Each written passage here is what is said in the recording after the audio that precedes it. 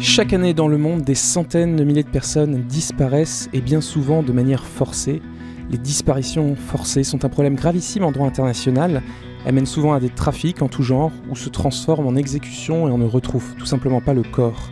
C'est une épreuve d'autant plus dure pour les proches de ne pas savoir ce qu'il est advenu de la personne disparue.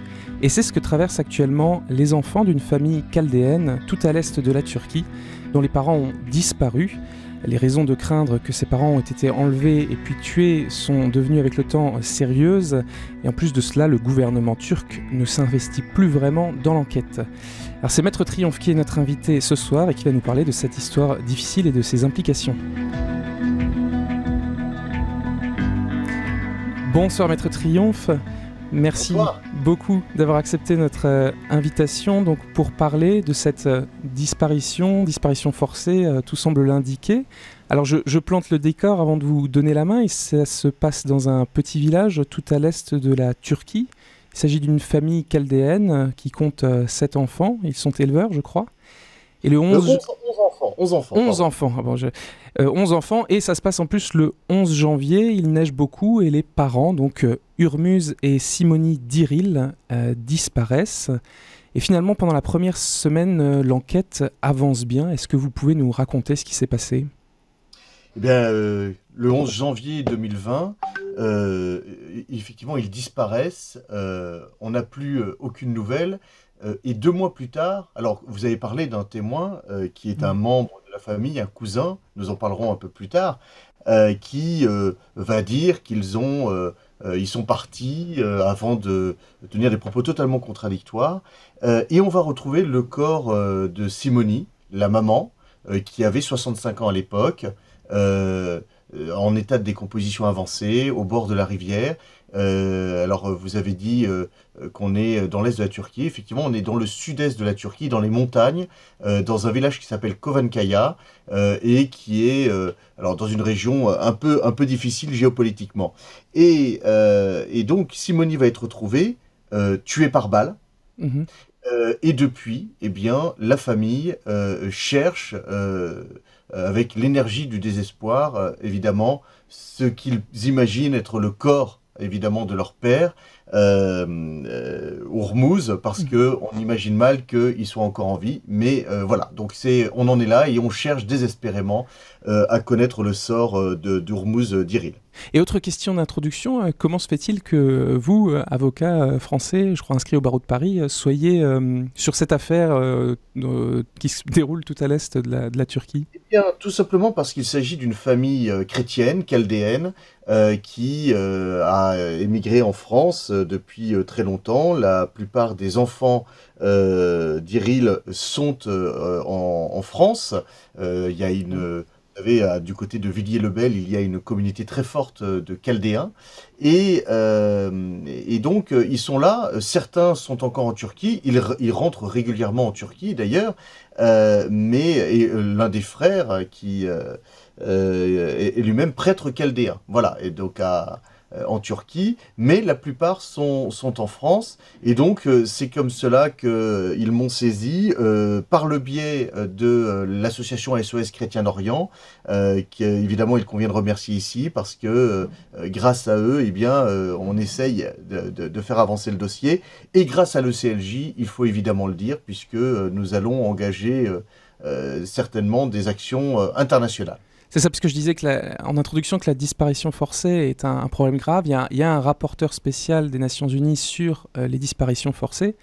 Et donc j'ai été très intéressé aussi pour cette émission de savoir un petit peu comment ça se passe et en quoi le gouvernement turc en fait finalement serait responsable de personnes qui disparaissent. Puisqu'on l'a dit, qu'il y a un témoin dans cette affaire qui affirme que les parents ont dit qu'ils partaient et qu'ils reviendraient peut-être pas tard le soir, quelque chose comme ça. Finalement, ils ne reviennent pas. La police enquête dans un premier temps, trouve que en fait ce monsieur mentait, ce cousin. Les parents ne lui ont pas dit qu'il partait. Il a dit que son téléphone portable était en panne et qu'il ne pouvait pas contacter la police. Or, c'était pas vrai. Une perquisition a eu lieu chez lui. On retrouve des armes. Et donc, tout indique à croire qu'ils ont été kidnappés. Alors, est-ce que vous en savez un peu plus? Est-ce que vous pouvez expliquer aux auditeurs la suite un petit peu en détail? C'est justement toute la difficulté, c'est que nous avons un suspect, j'allais dire numéro un, que tout désigne comme étant un suspect évidemment majeur dans cette affaire. Vous avez rappelé ces contradictions. Une autre contradiction et une incohérence majeure, c'est qu'il a prétendu que effectivement les parents Simonet et Hormuz lui auraient dit si on rentre pas ce soir, veille bien à nourrir les bêtes. Sauf que il va changer d'explication et un peu plus tard il va expliquer que ce sont trois membres du PKK qui les auraient enlevés.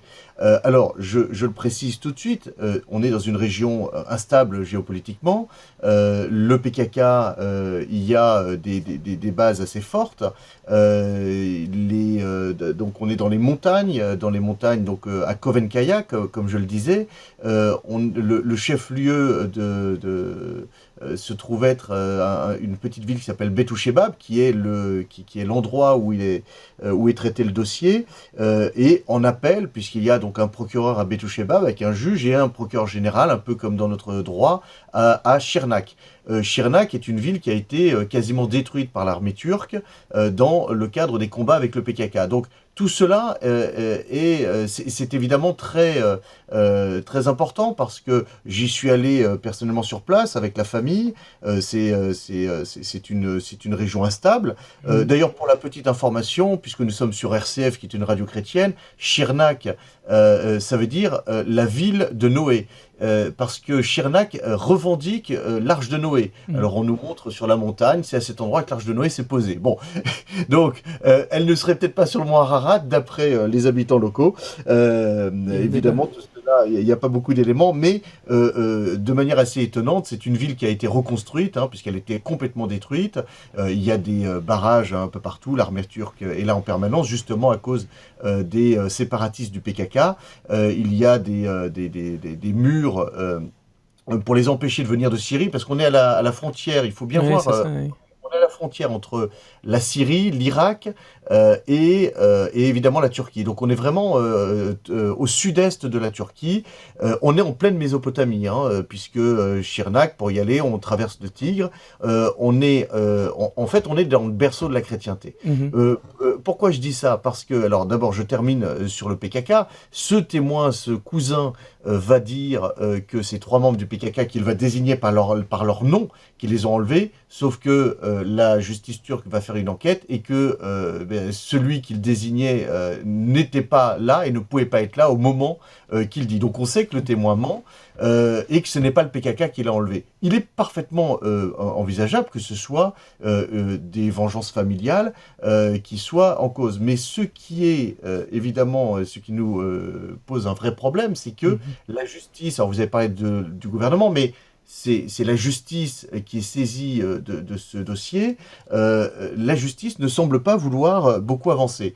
Et c'est là qu'il faut quand même préciser que je vous disais qu'on est là dans le berceau, dans la Mésopotamie et dans le berceau de la chrétienté. Dès le 1er siècle, cette région va être évangélisée par saint Thomas, saint Thaddée, et à Kovankaya, qui est le village dans les montagnes de sont originaires mes clients, eh bien il y avait, dans les premiers siècles de la chrétienté, il y avait un monastère de 600 moines. Et tout le village était chrétien. Et aujourd'hui, eh bien, la seule famille chrétienne qui reste, c'est la famille d'Iril, et il n'y a plus de chrétiens. Il n'y a plus de chrétiens dans ces régions. Je ne vais pas insister, je pense que tout le monde sait de quoi il retourne sur le plan historique. C'est vraiment la dernière famille là, de la région, selon vous? C'est la dernière famille chrétienne dans le village de Kovankaya. C'était des... La chrétienté était partout dans cette région. Et aujourd'hui, il y a encore quelques décennies, mais eh bien aujourd'hui, ils sont vraiment une minorité.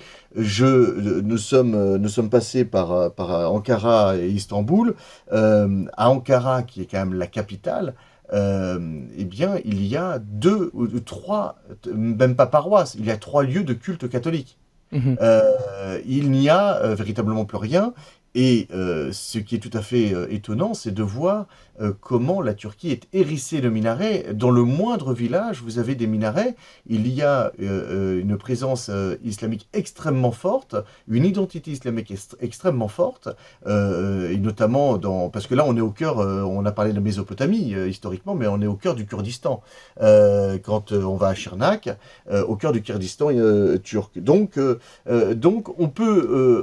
on a quelques raisons de penser que, Oui, eh bien, ni la justice ni l'État ne veulent beaucoup avancer sur un dossier qui concerne finalement quelques Chaldéens. C'est un peu la crainte que nous avons et c'est pour ça que, alors nous sommes allés sur place, nous avons rencontré le procureur général qui nous a dit mais qu'est-ce que vous voulez que je fasse? Et alors on lui a dit mais il y a ci, ça à faire parce qu'on a vraiment le sentiment que le dossier a été abandonné. mm. Nous avons sur place des avocats qui se battent avec toute l'énergie qui est la leur.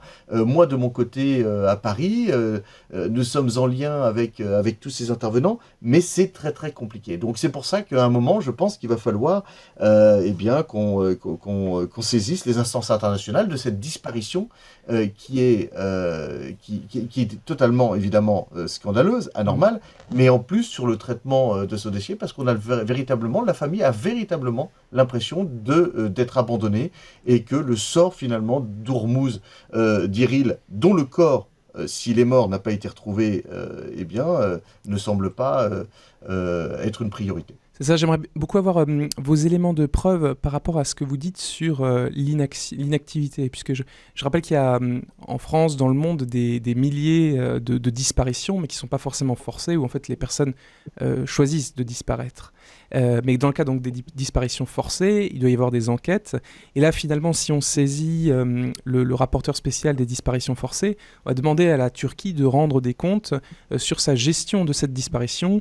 Est-ce qu'elle a fait toute l'enquête de manière diligente pour retrouver vraiment la personne? Là, vous semblez dire que bon, ça peut être une vengeance familiale, concrètement, mais comme c'est une des dernières familles chaldéennes de la région et que donc la Turquie d'Erdogan a une velléité de rétablir un empire ottoman et qu'il y aurait donc en quelque sorte, selon vous, un détachement et une volonté de ne pas traiter, de ne pas s'occuper de cette disparition parce que finalement elle concerne une famille chaldéenne et puis ça n'intéresse pas trop le gouvernement. Est-ce que c'est ça ce que vous dites et quels éléments de preuve vous avez pour avancer ça? Bah écoutez, il y a évidemment jamais de preuves dans ce genre de cas, c'est pas sur d'indice, mais la situation géopolitique, nous la connaissons. La situation des chrétiens en Orient et en Turquie, nous la connaissons également. Évidemment, précisons-le tout de suite, ils ne sont pas empêchés d'exercer leur culte. Nous-mêmes, nous n'avons pas été inquiétés dans notre sécurité. Il faut dire que nous étions accompagnés par une famille kurde influente dans la région et puissante, et que, eh bien, nous n'avons pas eu de difficultés justement de ce côté-là. Mais il est certain que, eh bien, les Chaldéens ne sont pas une priorité et que je pense que s'il pouvait ne plus y en avoir, ça serait une très bonne chose. Après, la question, c'est les preuves, on ne peut pas les fournir. Non, mais dans le dossier, il y a quand même beaucoup de choses qui ne sont pas faites par la police. La réalité du dossier, c'est que nous avons un suspect numéro 1 que nous avons demandé, nos avocats turcs ont demandé à ce qu'il soit interpellé, placé en garde à vue, pour qu'on puisse enfin l'interroger sérieusement, et que rien de cela n'a été fait. Alors qu'il est le seul témoin de la disparition, le dernier à avoir vu vivant Diril et Hurmuz, Simoni et Hurmuz Diril, et qu'il a menti, il a changé de version en permanence, et qu'il a été établi qu'il avait menti. Et curieusement, curieusement, eh bien, rien n'est fait. Donc, après, vous savez, tout est possible. Est-ce que ce suspect peut être un indicateur de police? Est-ce que il est protégé d'une manière ou d'une autre? C'est impossible à dire. Mais la réalité objective, c'est qu'il y a un suspect et qu'il n'a rien été fait pour faire avancer le dossier de manière sérieuse. Il nous reste 30 secondes. Est-ce que vous avez simplement un chiffre ou une information par rapport aux autres disparitions? Vous m'avez dit que les Chaldéens, la famille chaldéenne, finalement cette famille d'Iril a pour une grande partie émigré en France. Est-ce qu'il y en a beaucoup d'autres comme ça qui fuient ou qui sont aussi, qui disparaissent en Turquie? Écoutez, alors je ne peux pas vous donner de chiffres, je ne peux pas m'avancer là-dessus. Ce qui est certain, c'est qu'il y a une très grosse communauté chaldéenne en France. Qui a fui la Turquie?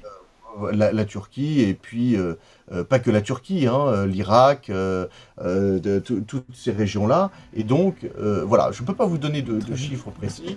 Vous pouvez, les avoir. On va s'arrêter là alors du coup. Merci beaucoup Maître Triomphe d'avoir été avec nous sur le plateau du droit en débat. Et puis évidemment on tiendra au courant les auditeurs des actions nationales et internationales pour résoudre cette disparition forcée. Merci beaucoup pour votre présence. C'est moi.